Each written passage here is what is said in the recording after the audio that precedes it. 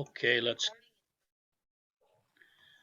get started. Welcome everybody. I'm going to share my screen. Nice to see most of you again. I thought we've had a great week. So, welcome to session 6, the Friday recap. Here is the program that we have planned for. Oh, hang on. Got to get the slideshow.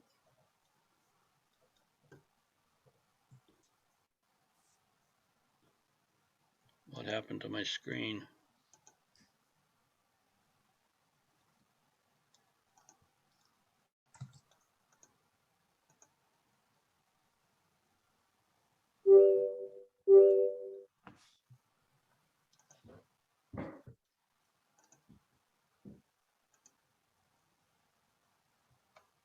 Froze on me.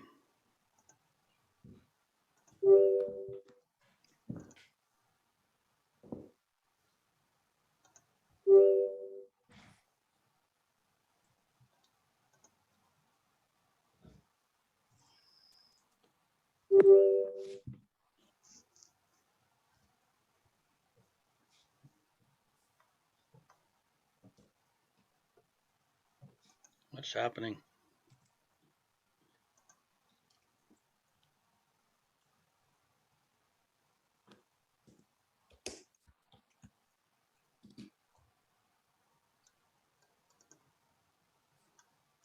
Bear with me. Sometimes it's technology and sometimes it's operator error.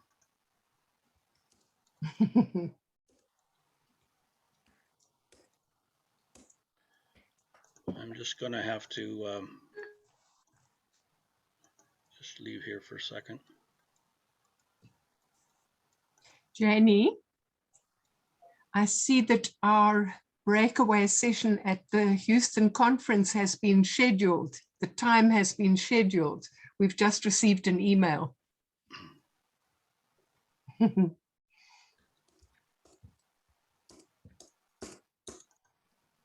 Okay, I think we're ready to go. I apologize for that disruption.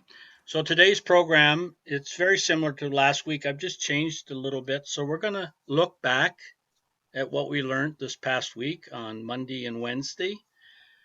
That I suspect will probably take us 20-25 minutes. Then we're going to look forward to next week, and I've got one slide on that just to kind of give you an idea of what's going to be covered on Monday and Wednesday. Brady is going to share a story about him and his agriculture back home.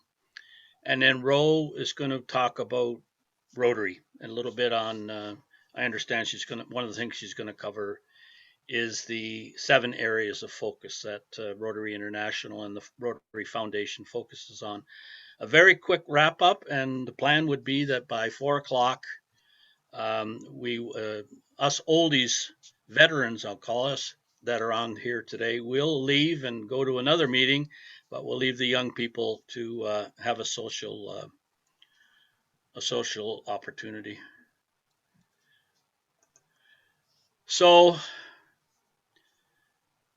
I don't know if you realized it, everybody, but on both Monday and Wednesday, we had 2 excellent speakers from Farming Smarter.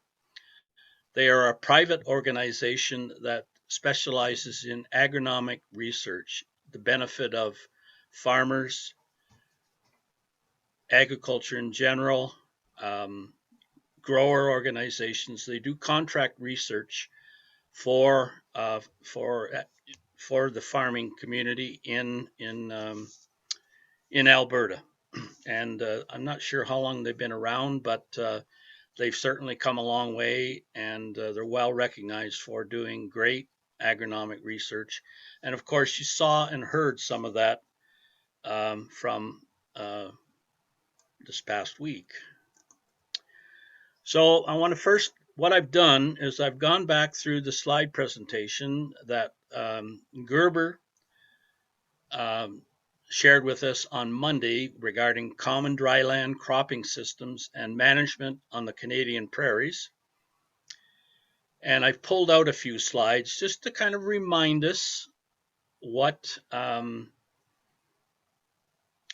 what was presented, what we potentially have learned, and then I have a few questions to ask everybody to see uh, what you did capture during that session. We started off with several slides showing the Western Canadian prairies, which includes the three prairie provinces, Manitoba, Saskatchewan, and of course, Alberta. And we learned about the different soil zones. So brown, dark brown, black, and gray wooded soils.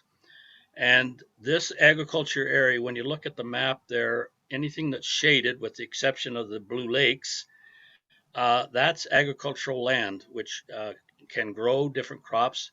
Some crops do better in the black soils where there's typically a little bit more moisture versus the brown and dark brown soils, which we typically call them more arid.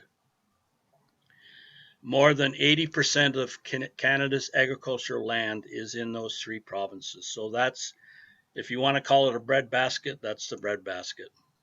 Rick, we cannot see your screen. Sorry, I was just, when you said looking at those, so we can't see it. Oh, really? Let me, what's going on here?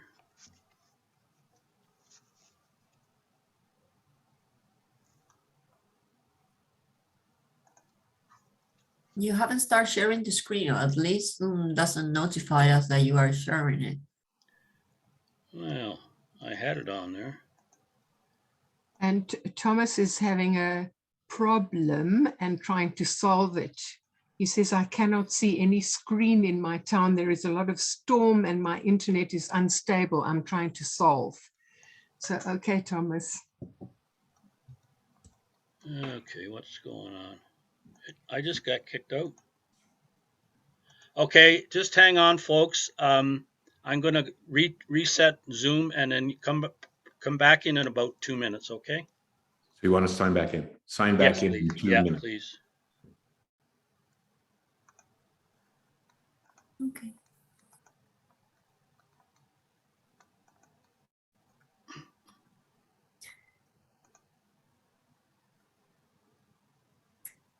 Are you going to close it, or we need to? I got it back. I just found it, so probably Graham will have to come back in.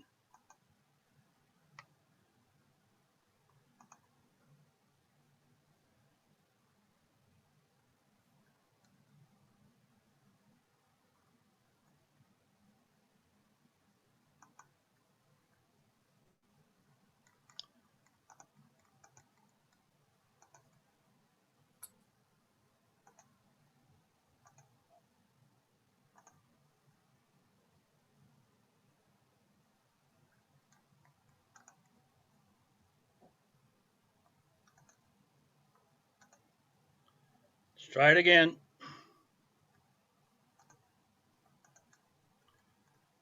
Please tell me you can see. Yes. Yeah, you're sharing now. Mhm. Yeah, can see that. Yeah. See semicolon. Just waiting it to go into slide mode. It seems to be taking its time today. I sent a message to Graham. Thank you.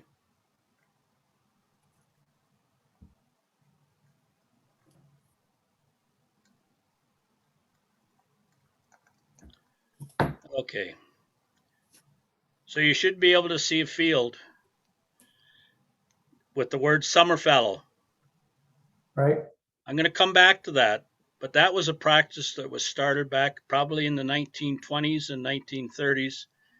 And essentially what it meant was 1 year of crop, 1 year of resting the soil for moisture and moisture conservation and weed control. But that changed. And you can see what's happened to the acreage at one time. And this is in Alberta. At one time, we had over 2 million hectare of summer fallow, land that was not producing in a given season, in a given growing season. Now we're down less than probably 250,000 hectares. We learned about crop diversification and why we've seen a significant increase in oilseed crops, canola.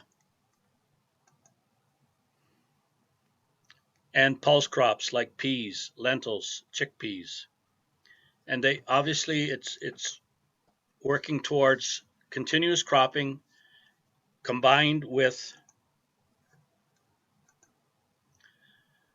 a change in tillage practices, moving from really working the soil, drying out the soil, producing increased soil erosion due to wind largely, and we've gone to more of conservation tillage practices. Oh, interesting. So we heard about that and how it has changed there.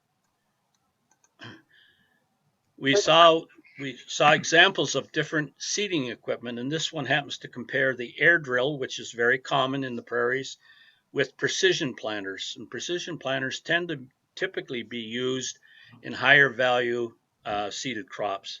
But you can see the difference here between the three. The precision planter at a 12-inch spacing was by far the best in terms of crop stand, and I suspect likely yield. Then we learned about fertilizer and the fact that we have to fertilize, and most fertilization is done on the basis of soil tests. So we have broadcast fertilizer application. It tends to be the fastest, and when you look at the diagrams in the bottom where you see the fertilizer, they're just spreading it on the ground, but it is prone to volatilization, wind, and water erosion. We learned about seed place fertilizer application. So you combine the seed with the fertilizer with the seed.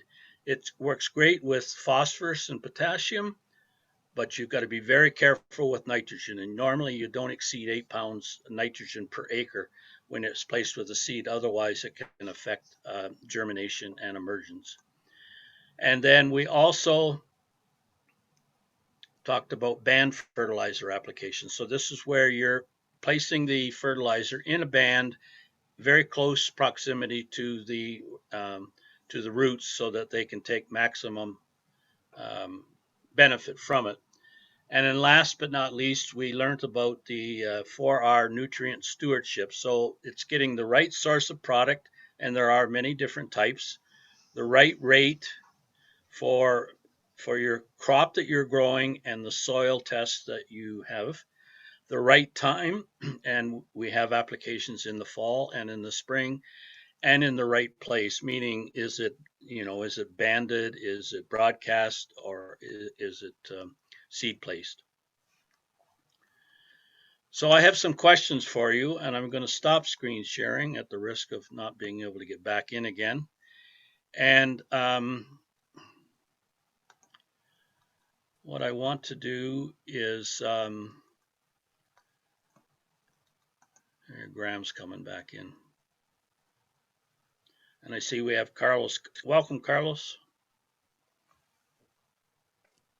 Thank you. Thank you so much. Okay. I just, for some reason, can't see my questions, but can somebody tell me the first question again? It's disappeared. You had something about Gerber's. What did you remember the most about Gerber's presentation or something? Okay. I just saw it briefly, so I can't see it anymore. Okay, let me get to it again. Now you're sharing your screen. That looks great. Yeah, I don't know what that went wrong. Okay, here's my questions. So I'd like to ask each of our participants from Monday's session, what was the one key learning you had from Gerber's presentation that you took home with you, something that you really felt was of importance, something relevant to you and your learning? Second question is, was there something that perhaps you didn't understand during the presentation and would like more clarification on or more information on? And quite frankly, do you have any additional questions? So I see Brady's got his hand up. So Brady, take it away. Yeah, for me, I really enjoyed both their presentations. For Gerber's, what I I believe he talked slightly about a study that Farming Smarter did about row spacing of canola plants. And for me, as I'll talk briefly about in my presentation, we grow canola, but I found that's something I had not really considered much with a precision planter and row spacing. And so that was something I'll take home and probably try to apply that bit of knowledge. And then in the Wednesday presentation, learning about mint, that's where I have some more questions. I find it a very interesting crop. And something that I really don't know much about. And so I will have more questions about how do you grow it or how do you process it? And that's something I look forward to learning more, either in communication with Farming Smarter or just on self-study. Very good. Thanks, Brady. Maria Amelia, what about you? What did you learn this?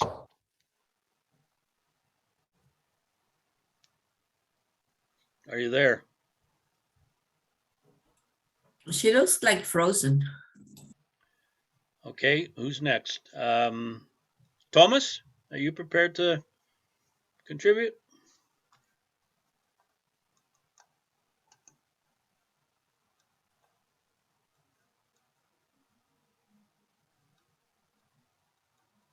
He was having technical problems, remember? Oh, yeah. Okay. It must be Friday. Hi. Normally this happens on Monday, but who's Marcelli? How about you? You look like you're ready to go. Okay. Hi, guys. Good evening. For me, I understood a little about the cultivation system and the different types of soil. Yeah, it's very interesting for me. And I don't have other questions now. Did you get the live transcript that I sent you? Yes. Thank you. Thank you. Thomas, are you there?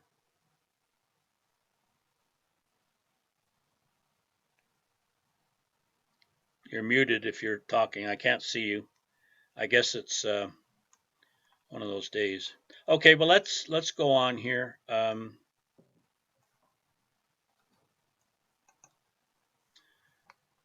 And the next up on Wednesday, we had Trevor Deering from Farming Smarter talk about high valued irrigated crop production practices on the Canadian prairies. And again, another fascinating and very informative presentation. So we had another review. Here are the three, the common soil types in Western Canada in the three prairie provinces. Again, the browns, dark browns, blacks, and the gray wooded soils. And when you get up above, basically outside of that first darker gray color, you're into a lot of forest, trees, lakes, rivers, and boreal forest type thing. We learned a little bit about the history of irrigation, and I found that fascinating. We've been irrigating for, I think, 130 some odd years, I think he said. And but the big thing that's, it's made gradual improvements in how the water is stored and then distributed. It's really come a long way with respect to reducing evaporation. We learned about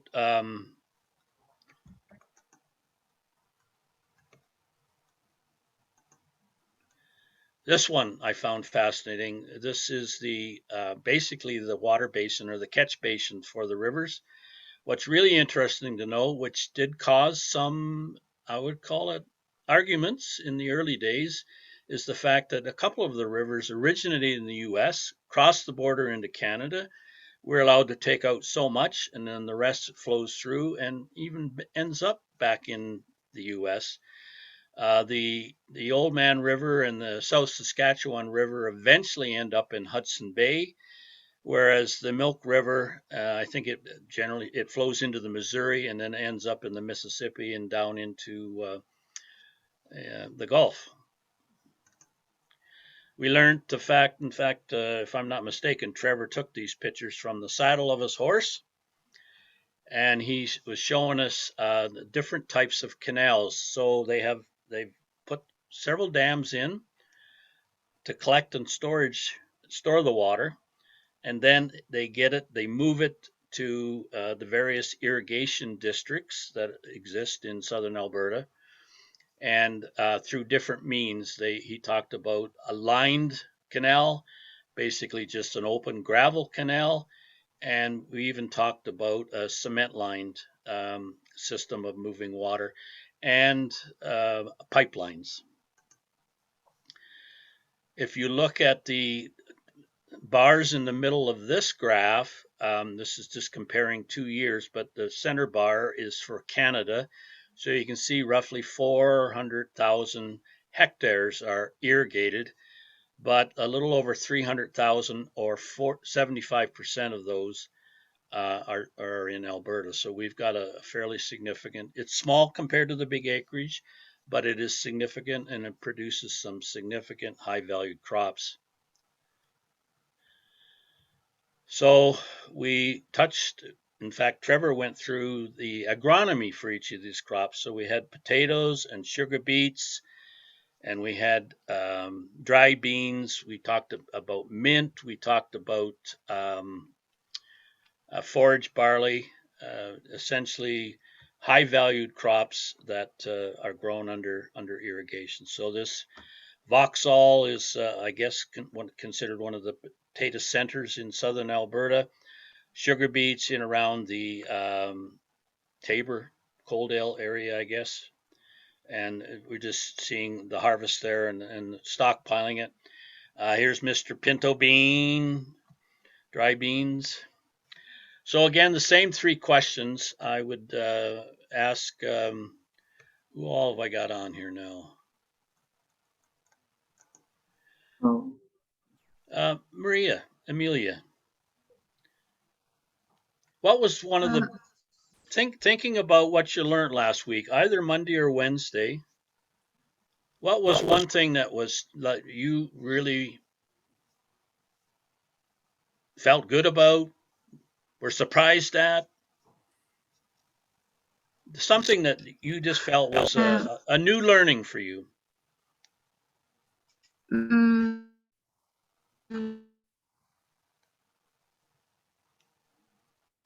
Something in the water? Irrigation?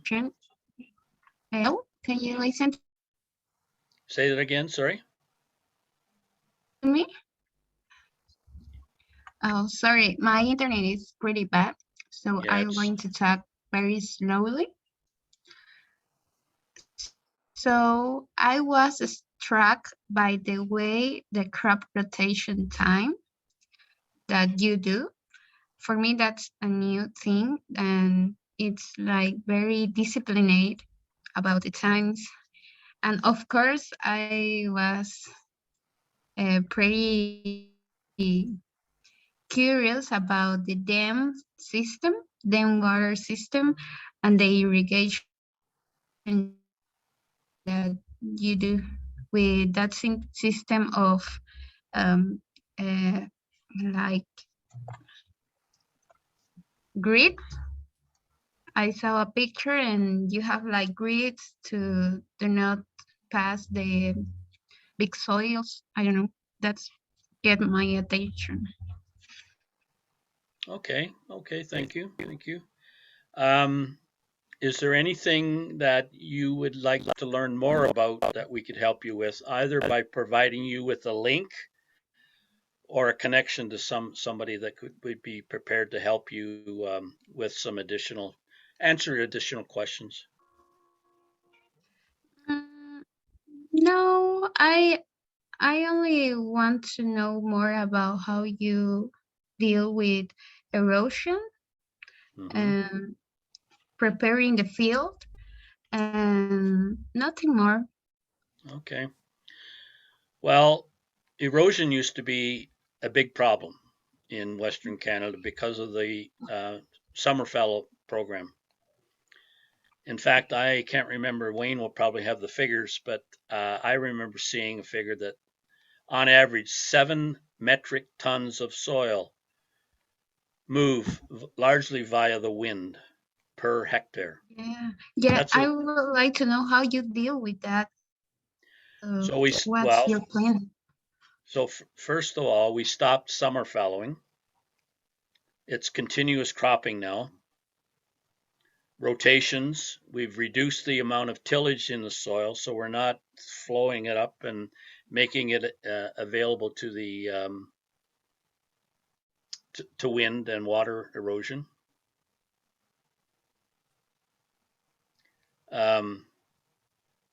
Anybody else want to? Wayne, Graham? Yeah, thanks, Rick. Yeah, I was hired basically as a research scientist to work on it. I was a tillage engineer when I was hired a few years ago, 55 years ago. But that was my job, and I was lucky to have a great number of mentors at the research center that dealt with what we call the dirty 30s and the serious drought that happened in the 60s, which was actually worse than the 30s, the 1930s. And so I'm going to talk about all this during my presentation. So I don't want to give away the farm here, but I'll discuss some of these things. And we've come a long way in terms of changing land management to reduce both wind and water erosion. So I'll be covering a lot of this subject. And as the speaker said this week, a lot of it has to do with continuous cropping and better tillage practices. But we can afford to lose, believe it or not, 5 tons per hectare a year without losing productivity. But on some of our soils, and I'll show some photos where we've lost 160 tons of soil in a 1 hour period. And I'll show some of these photos that we've lost 160 tons of soil in a 1 hour period. And I'll show some of these pictures that I took myself back in the 70s and the 80s and 90s before we started adopting conservation tillage. So we'll touch on that. So it's a serious issue, and it's all about conserving topsoil and carbon. So stay tuned. Thanks, Wayne. It's I remember when we moved to Western Canada in 1980, driving along even the Trans-Canada Highway, which is the highway that goes from one coast to the other, seeing, well, first of all, being engaged in a dust storm where you couldn't see a meter in front of the car you were in, and 2, seeing upwards of 2 to 3 meters of soil that had blown into a ditch and got trapped because of maybe a windbreak or something like that. So think about all that soil in a ditch or in a place where you don't really want it, and you've taken it from a place where you want to grow crops. So it's but it's nowhere near that situation from what I remember. Any other questions, folks? I'm cognizant of time. Hi. Yep. I really enjoyed Trevor's presentation. He demonstrated the types of crops and their needs and their irrigation and the rotation system. I noticed that fertilizers are really used. Does this impact the quality of the food? Wayne or Graham? Throw that one at you guys. So I'm not an expert on that. That's an interesting thing that we could ask the farmers later on. Does use of fertilizer impact the quality of food? My understanding is no, it does not.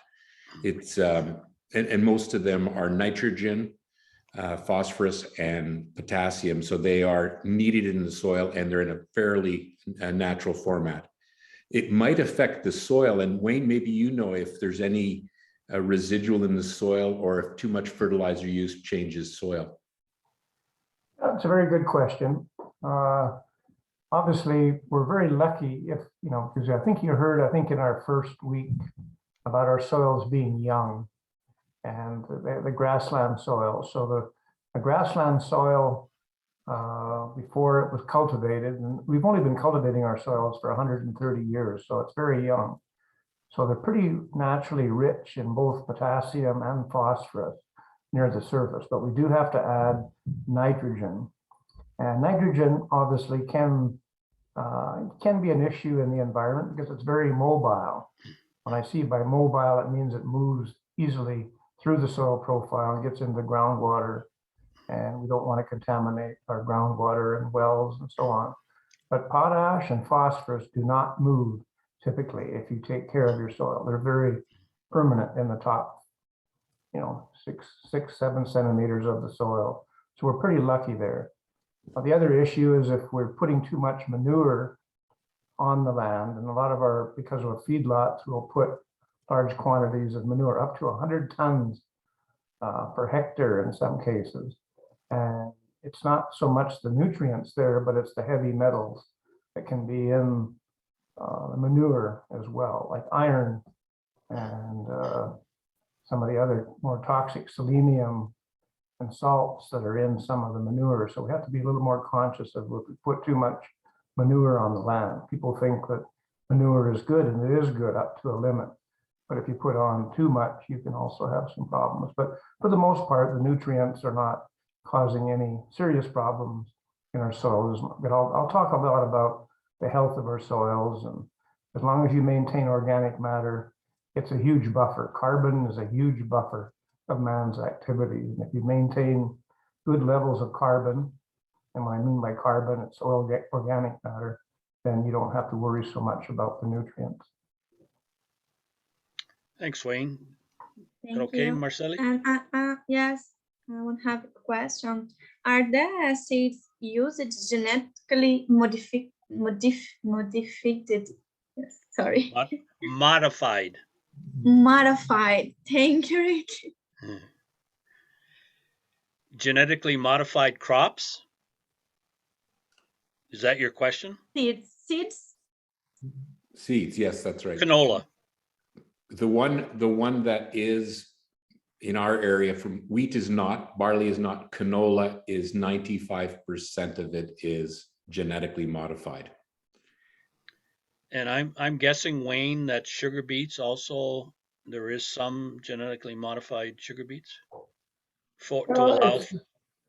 Very little, and then the corn as well. There's some genetically modified corn, but as Graham said, the wheat and barley, which are still important crops, they're not genetically modified, and even canola, has been genetically modified probably for 15 or 20 years, as it is around the world.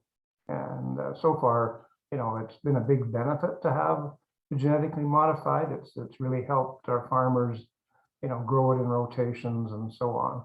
But it's like anything else, if people don't understand what GMOs are all about, if they don't understand how it's made or bred, it just speeds up the genetic diversity by having genetically modified crops. So we can talk about that later as well. But but some other countries do have genetically modified corn as well, and wheat. And China, for example, has a number of genetically modified crops. But it helps in many ways because it reduces the load in terms of some of the pesticides. Because you have to sort of weigh the pros and the cons of pesticides and the health risks associated with some of the pesticides and herbicides, in terms of the benefits of genetically modified crops. So, and you'll hear about that next week as well from Dr. Blackshaw. I don't want to steal some of Rick's thunder, but they're going to be talking next week about weed control and obviously some of the issues around pathology and risks and rewards associated with GMOs next week. Very interesting. Very interesting for me. Thank you. And So, the grain of flour too. Waiting. sorry, I didn't understand. The grain of flour too. Corn? Wheat. wheat is not genetically modified in Canada. That is, Not. it is not genetically modified, correct? Wheat and barley not, no. No. Thank you. Thank you. So can I ask you a question, Marceli? Yes. Are you concerned about GMO crops? And if so, what is your concern?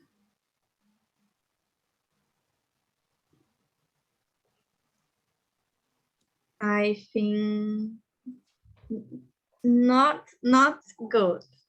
No, but today I eaten many types the food modified. Yes, but I see the food and tea in the food. Oh no, I prefer no buy. Yes. So if you believe in science, science so far has told us there's no significant difference between natural and genetically modified plants. I'm afraid. Yes. You're afraid, yeah. That's, I that's confess it. I everybody's. confess. I'm afraid. The future, the consequence in the future generations, and the eaten many foods modified. Yes. Sorry, the speaking.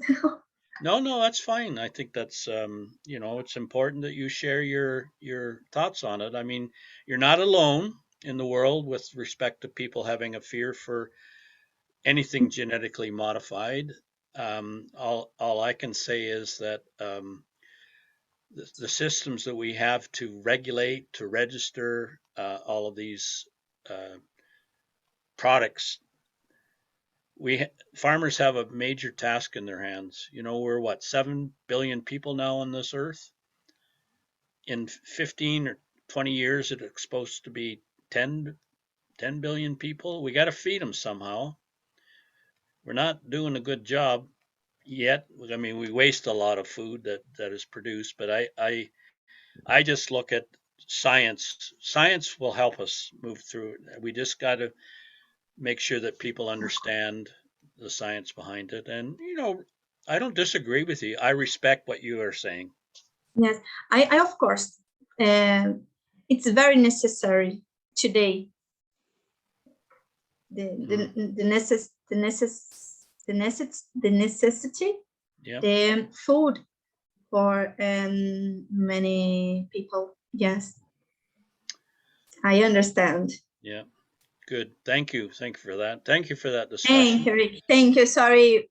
No, don't be sorry. I wish there was more of you on here, because what I've noticed, so this is session 6, right?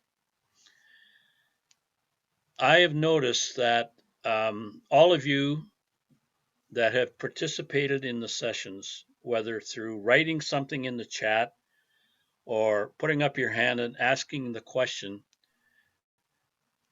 I guarantee you your English is getting better. I'm watching it. I think Graham and Wayne has probably seen a little bit. It's also a confidence builder.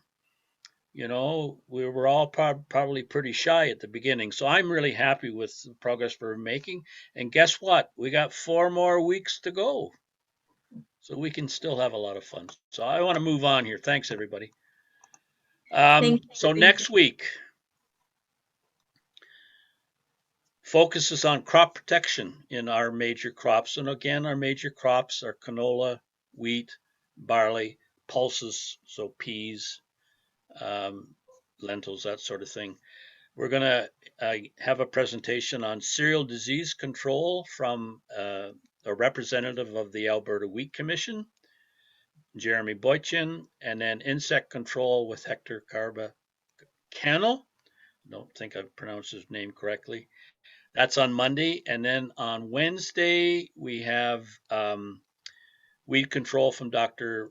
Blackshaw and biological control from Dr. Rose Leclerc, I think it is. I can't remember. I can't see it here on my slides. So I'm really excited about next week. I will be your facilitator for the the 2 learning sessions next week. So I'm looking forward to that. And I think with that, I am about to stop sharing, and we now move on to Brady. Oh, perfect. Well, if you give me a minute here, I hope I haven't shared my haven't done sharing in Zoom very often, so please just let me know if there's an issue. You're doing better than I am. If you're doing sound, you need to be sure to check the share the sound box before sharing if you're gonna do any video. It's Okay, not this is a video-free presentation, so yeah, this is just photos. Okay, for then you're this. fine. So from the last few presentations, I took a bit of the art design. I thought it looked very, very nice, but my presentation is going to be explaining a little bit about what agriculture at home is for me.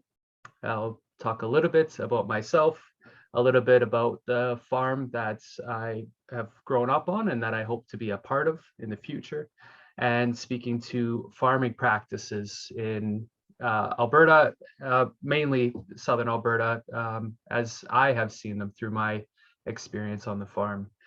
You will all notice that there is one slide that looks unfinished, and that's because it is. And maybe it's partially a good thing that some are unable to make it. I will be spending more time on some of the production figures and numbers of our farm to help some of you other students compare with my farm about cost of production in Alberta. And so I will be working on that. I had some technical glitches and spent a lot of the afternoon talking with my brother trying to get them figured out. But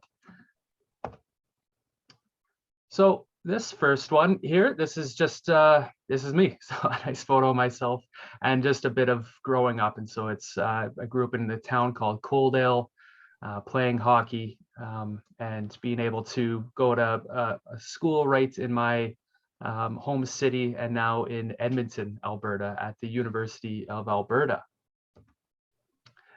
For myself, this is the family I've grown up with the 2 goofy nephews on either side, and my family in the middle. But this is the Donkerskits.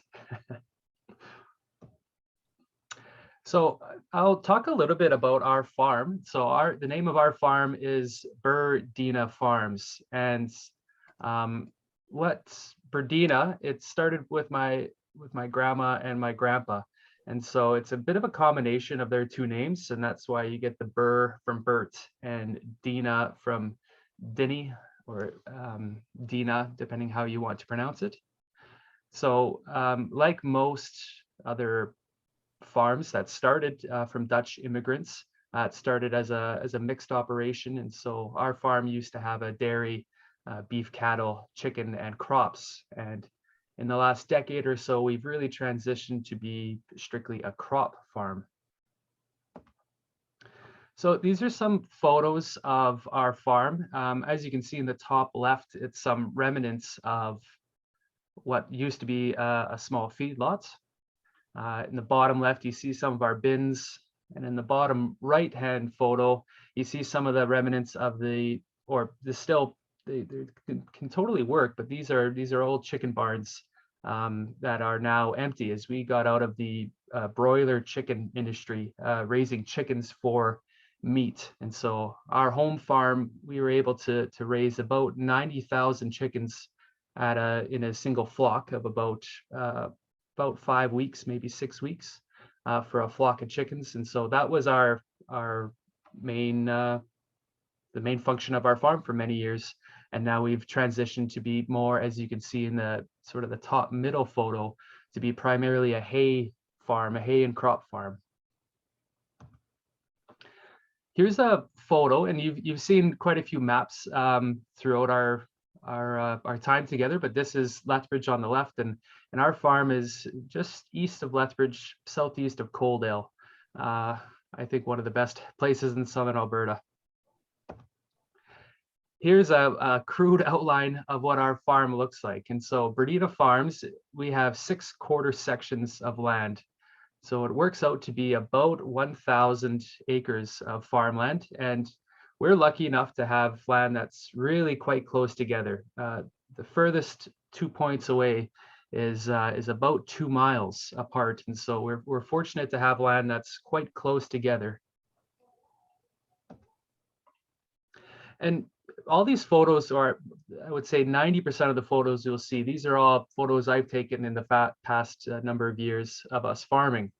And what you can see on the left-hand photo is that's one of our fields, and that's our canola crop that's growing. And as we talked about actually earlier this week, I think on the Monday lecture, is about row spacing of canola. And what you can see there is we hire out for a precision planter to plant our canola crop. It gives us a lot of benefits. That it uses about half the amount of seed as seeding with our air drill, and we should be getting about the same yield with about half the number of plants or of seeds seeded. In the middle photo, this is really, I would say, is my office for most of the summer months. It's sitting in a tractor and cutting hay, and so that's a Timothy crop that's there that we are cutting. We have some pull behind mower conditioners. And in the right-hand side, you see what I get to look at for a lot of the time is a big blue sky, really flat land with not a whole lot happening, and pivots and a beautiful alfalfa crop underneath. We also grow wheats and barley in rotation, as well as yellow peas and faba beans. And those are usually the main crops we grow. We're not a corn growing farm or a sugar beet or a potato farm, but a bit more of the looking to get it more into the hay and even less into what you would call maybe conventional Southern Alberta crops. So here's some of our equipment on our farm. Like most farms, a pickup truck goes a long ways. So that's us, I think some fall time maintenance maybe. The bottom left-hand photo is for most hay growers, or maybe those who aren't large acres. Like our farm is maybe medium size, but we're definitely not a large farm. And so these pull behind options are, for myself, they're a great entry point into the hay industry, is that I am able to buy these for a reasonable price, and I can start doing custom work for other farmers. And it takes plenty of time, but the equipment does just fine. And in the bottom right hand, you see the type of combines that we commonly use here in Alberta. As you can see, our farm is a big fan of the New Holland equipment, and I think they're the best looking tractors, combines, and equipment money can buy. These photos are a bit more of our equipment. We had talked about air seeders a few times, I believe this week and perhaps even last week. But I hope these photos can maybe help you understand a little bit more about a bit more of the size of them. So myself, when I'm standing up, I'm maybe at the bottom of the cab. It's quite a tall tractor, but these are just massive implements that we're pulling.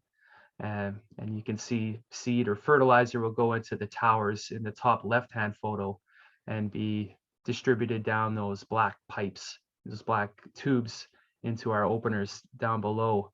And I think for some farmers in my area, this is a very typical setup of the type of seeder that they may be able to own. And in the left-hand side, or sorry, the bottom right photo, you see that's a bit of our muck-up. It's a bit of a montage of a lot of our equipment. It's an auger being used to help support a grain vacuum hose as we put the wrong crop on top of a bin that was filled with another crop, and now we're trying to salvage what we can out of that bin. And this was our MacGyver setup in order to try to extract crop from the top of the bin without mixing the two crops together. Our farm has pivots on all 6 pieces of our land, and these are amazing. They really, really help. You see in the top left-hand photo, this is the end of the pivots, and we have quite a big end gun on there that you can gain additional irrigated acres with. I didn't have many photos of our pump setup, but in the bottom right-hand corner, you can see It's a pump on the very far right-hand side, and on the left-hand side, it's that green filter. And so these are most of the time are an electric motor, but this has enough power to pump water throughout this entire pivot that you can see in the bottom left-hand photo. Just the size of it, it is pretty massive structures. The photo in the middle, you can sort of see we got some new drop tubes and regulators and sprinklers. And this is what you'll see coming down from each of these tower spans at increments to help irrigate the crop. Now, one of the things that most farmers in Alberta, and I would assume for most irrigated farmers in all of Canada, have this pretty awesome system of being able to control a pivot via the phone. And so I am on this app quite often. And what I'm able to do is I can start and stop a pivot. I can adjust how much water I want to irrigate onto the crop. I can set directions, application rates, be notified as they get stuck or if there's other issues. And this, for most farmers, it saves a lot of time, and I got to say, it has saved me probably tens of hours just in a single summer, being able to check pivots quickly and easily from at home, or if you're on holidays, you can even keep an eye on your pivots. But pivots, as they are great, they also come with their fair share of problems, and this is what our farm and most farms in my area have to deal with if you irrigate. Is, as we talked about, I believe last week, about our soils, we have this quite sticky, heavy clay, and you can see in the top left-hand photo is it becomes this soup that makes any wheel turn to be a bit of a racing slick that gets little to no traction and ends up getting stuck. We also have issues of flooding, self-flooding a field, and this is due to improper management. And that was my mistake in the bottom left-hand photo, not properly programming the pivots, and other issues with just a massive steel structure like a frozen main line and a crack. This is quite a few photos, but the basic idea I wanted to bring across is, as a crop science student myself, and for my other fellow students, if for a future career in Southern Alberta, these are the main companies that I look to for jobs in crop science. And I'm missing some, but when it comes to Southern Alberta crop science, these are some of the big players. And there's quite a broad spectrum of what they do in crop science and crop agriculture. I'll just mention one cool little thing, a bit of an announcement, I guess, for the group. This company on the right-hand side, McCain Potatoes, I'm fortunate enough to have received an internship with McCain's, and so I get to spend this upcoming summer doing an 8-month internship at McCain's and helping farmers grow potatoes for French fries. So I'm most excited about that, and most excited to learn about potatoes, as they are really a booming side of Southern Alberta agriculture. I wanted to add this because when I think about agriculture at home, this is probably the first organization that comes to mind. And I think this really exemplifies what a lot of Southern Alberta farmers and Alberta farmers try to promote, as well as farmers all throughout Canada. But it's a really interesting initiative, and it helps millions of people worldwide. But it basically works as this: is you have a group of farmers, and they work together to plant a crop, to fertilize that crop, to spray a crop, to irrigate it, and to harvest it. And the money that they make from growing this crop, that is grown purely by donations, they're matched by the Canadian federal government. And so this is something my family has been involved with for quite a few years. I think the project in Coaldale Lethbridge is maybe 14 years old. So it's still relatively new, but just this last year, they raised over $210,000. And so that, matched with the sale of the crop, they are able to send over $1 million worldwide. And oftentimes this gets sent to places in Middle East. I know specifically there is a massive push in the Lebanon area to help impoverished and starving people. And just a really cool organization and just a collaboration of farmers in Southern Alberta. Here is my production value report that is very empty, and I will be adding more to that as time comes, and I'll be presenting it. I believe it was Tulio who was asking for some comparison, and I will be getting those figures to the rest of the group. This is land values in our area, and I believe our first presentation spoke to this, but from my point of view as a young person hoping to have a career in agriculture, this is one of the biggest roadblocks that I see. And maybe roadblock isn't the right term, but it's one of the biggest challenges that I see for getting into agriculture. So as you can see on the photo, the left-hand side, that's the 160-acre piece of land. And that's ranging in price of around $3 million. And so the sheer amount of money to get into crop agriculture, if you want to be a producer in Southern Alberta, is a little daunting to think about, and I think will be a challenge for many people who want to start farming but just don't have the type of capital it requires to start. And so it's a challenge, and it's something that may leave a lot of people high and dry if there's a change in interest rates, and I'm a little worried with the price it is for myself for getting into agriculture, but that's just a problem. That's maybe not a problem, that's an issue that some people are facing. This photo is just about a bit of what I know myself and farmers in my area like to do for fun. You see that there's Castle Mountain in the bottom left. It's a ski hill, and that occupies a lot of farmers' winters if they're not traveling abroad. You see, I believe it's Chain Lakes in the bottom and the middle, as well as fishing in the Crow's Nest River in the bottom right. Golf is really, I guess for myself and for a lot of other people I know, is really picked up in popularity. Hunting. And in the top right, that's, I couldn't get a great photo, but this would be an irrigation canal. And a lot of the times in the summer, if it's a hot day out, it actually works out quite nice to drive out to an irrigation canal and jump off the bridge into the water. And the water is usually deep enough that you're not going to touch. And it's just a nice way to cool off and to spend a Saturday afternoon, or even just after a hot day working, to zip out to a canal and jump in and go for a little swim. And lastly, I just wanted to pretty much close with some community support. This isn't our photo, but the first year we transitioned into crop farming, we had a combine fire that looked just like this. And I think this is maybe a good way to sort of encapsulate, I think, what the farming community and what the Southern Alberta community is about. When I saw this black smoke flying and my mother was driving the combine, we all come racing out to the fire. And we weren't the first ones there, even though I was only about half a mile away.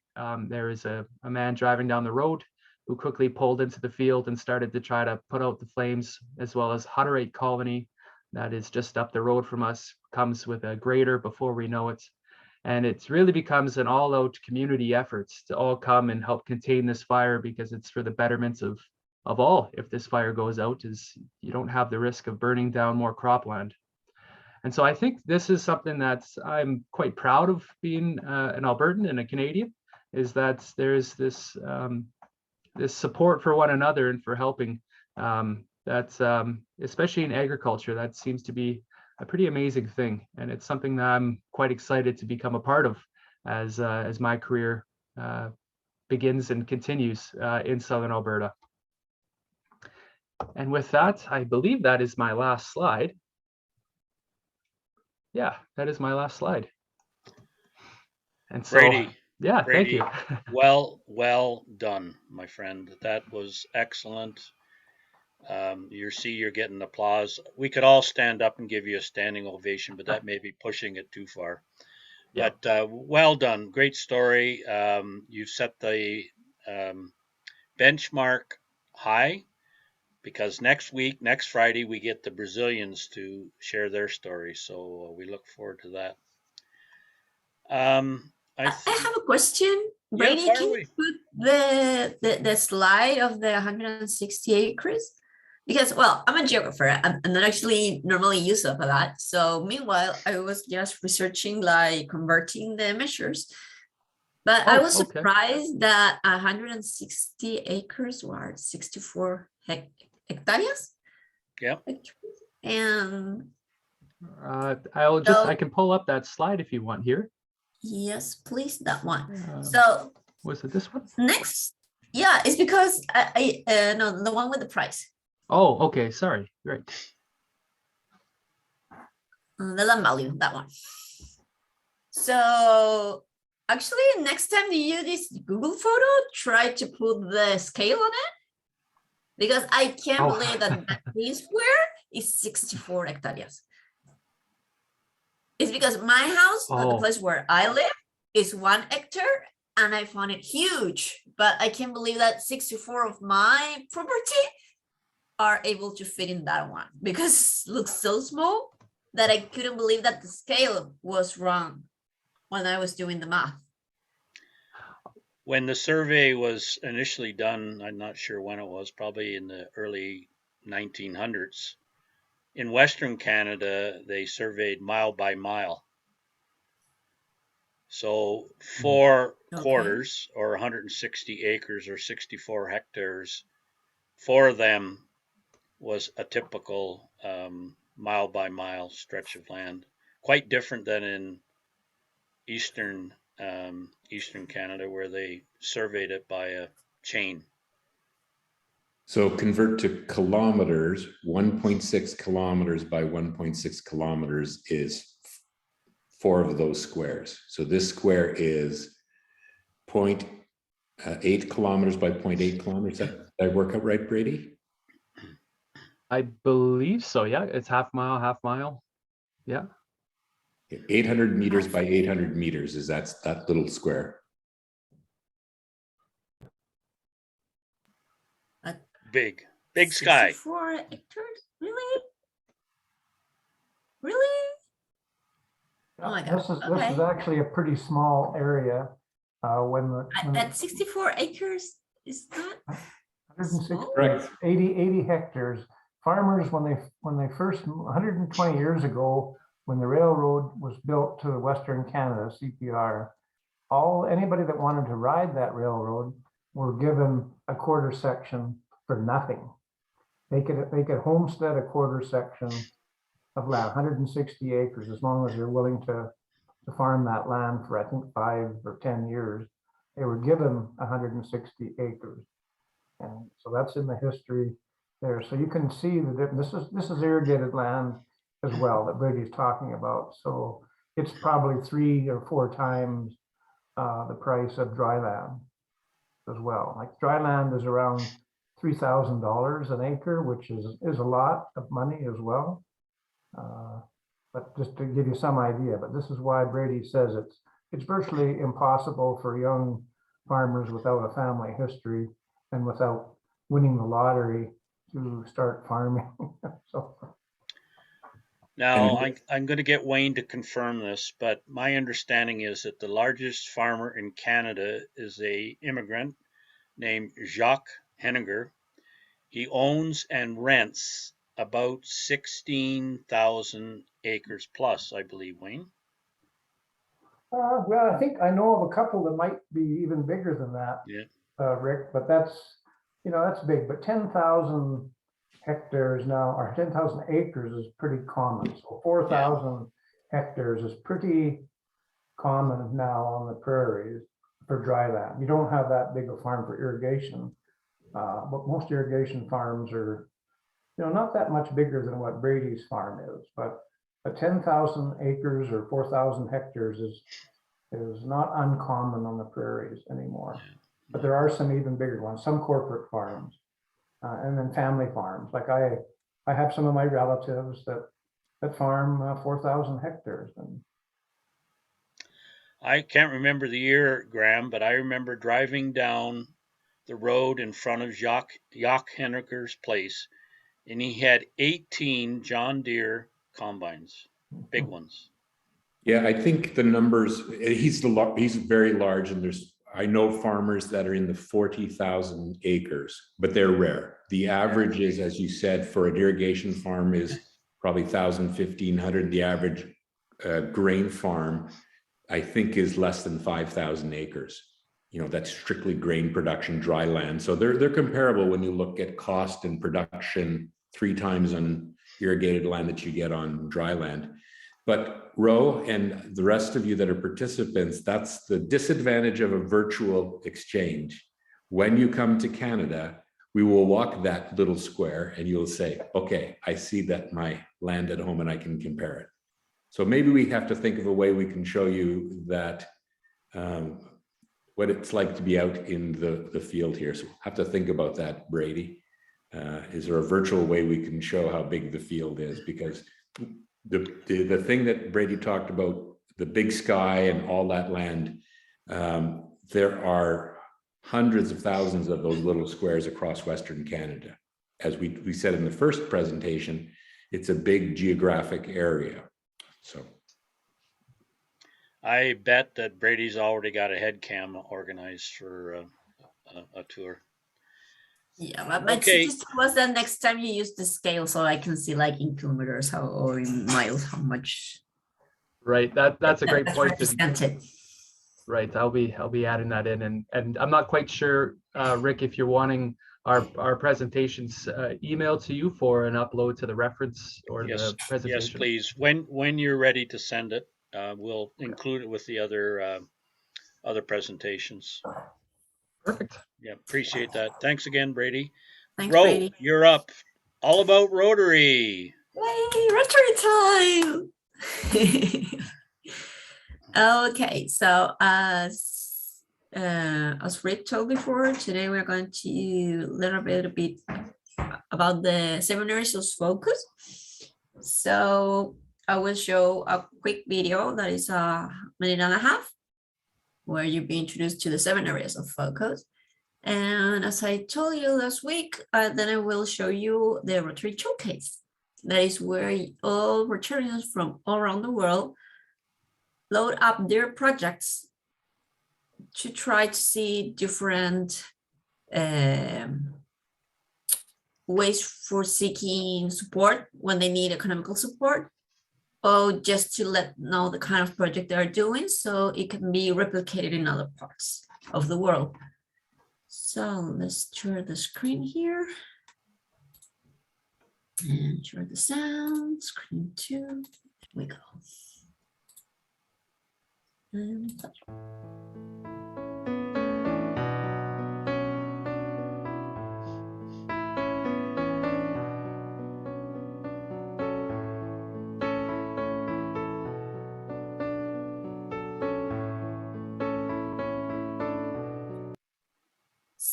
it's just me as look like pixelated. a little bit pixelated, but it's pretty good. It's okay. Yeah, it's maybe my internet is falling out, but later I can send you the link. But well, previously I just when I was great, when the video went just fine. But okay, let's continue then.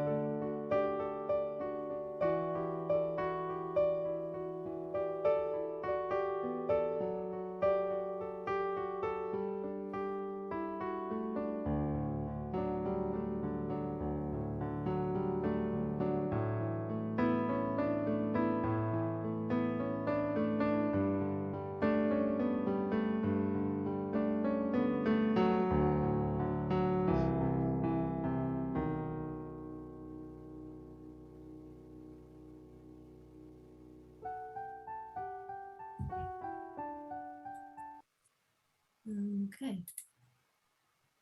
So those were the 7 areas of focus. And the last one incorporated was environment. So are promoting peace, fighting diseases, providing clear water and sanitation and hygiene, saving mother and child health, supporting the education, growing local economies, and protecting the environment. I believe that somehow among these 7 areas of focus, mainly every project you can dream of can be focused on one, or maybe it touches 2 or more. For example, maybe agronomy projects can be related to the environment and growing local economies.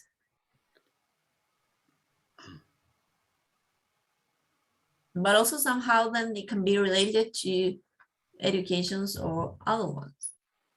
So over here, I always here.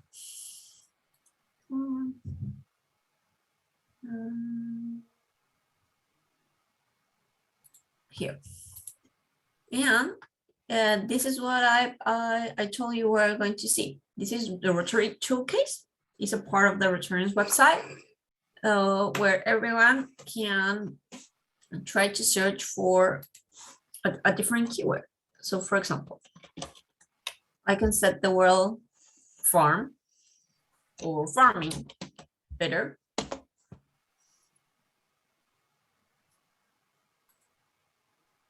And my internet seems now to be collapsing.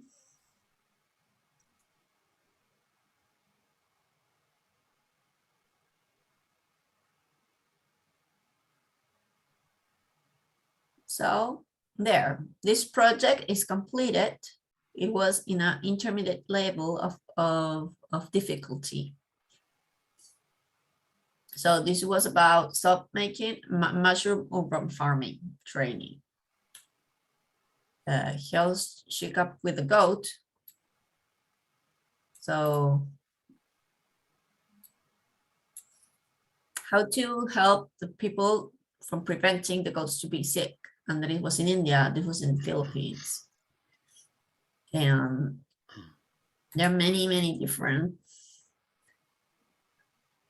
Here is one from Bangladesh. So you can search the clubs or the zones of the districts. So Ro, these are all projects that you've searched based on the word farming. Yes. That's somehow amazing. are related. This is your mushroom word farming. And sometimes here, actually, every club can upload their own projects when you do it over the Rotary Grand Central. But for example, here, this is the second time we get from this club in July. So probably this is a project that is every year running. And since you can upload them because there are different stages inside the project. For example, so here our greenhouse. Invite members of Barley Syndrome Society to plant and harvest crops. And this is in Bahrain.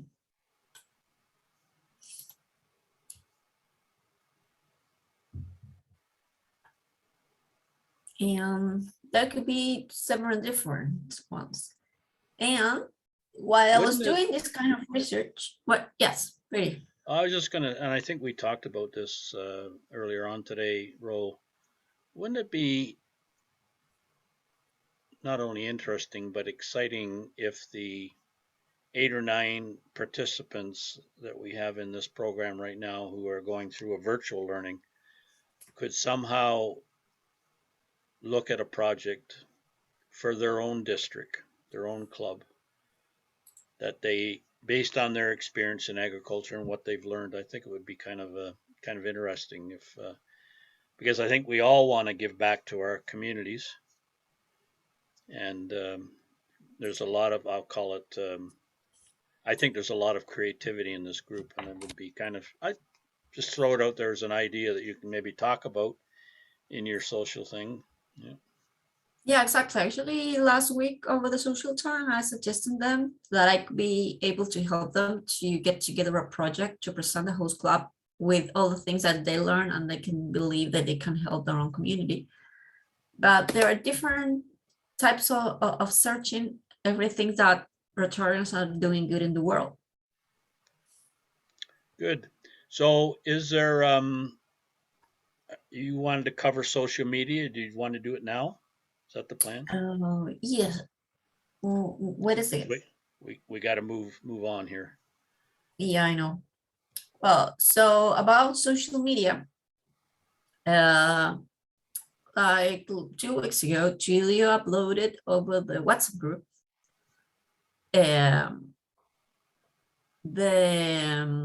a post he did over LinkedIn. So the main idea is that if you ever one of you want to share a little, wants to share about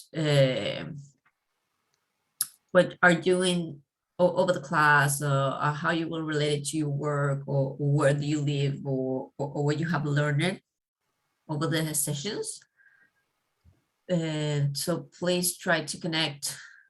I lost my presentation, but I will send you over the WhatsApp group the links for the District Canadian Facebook page, or so you can tag them along. And please tell us over the WhatsApp group every time you will post something about the exchange, so we can record it or save it for future events, or when we try to promote them. Because of course, this kind of program, we want to keep running them, and your experience and the way you see the exchange and how you always will tell you to your own social medias is going to be good for us and good for you and good for Rotary. Okay, thanks, Ro. By the way, I've had two, Tulio and Vitor have reached out to me to be friends on LinkedIn, so I've accepted their invitation. And if others want to, I'm more of a follower than I am a producer of information. But if you send me a message or send me a link, I'll certainly be friends with you on whatever. You know, I'm not a similar situation with Facebook as well. And I'm not on, I used to be on Twitter, and I've got rid of that one. Yeah. Okay, well, listen, time is running. We're at almost an hour and a half, a little bit longer than I want. I think part of it was the hiccup at the front end, so I again apologize for that. And we can always try to do better. Biggest room in the world is the room for improvement, right? So listen, everybody, look forward to seeing you on Monday again, 4 p.m. Mountain Daylight Savings Time. And have a great weekend. And I'll make you a host, Rose, so that you can close the meeting off, because we're going to another meeting right now. Okay? Sure. Okay. Have a nice meeting. Bye.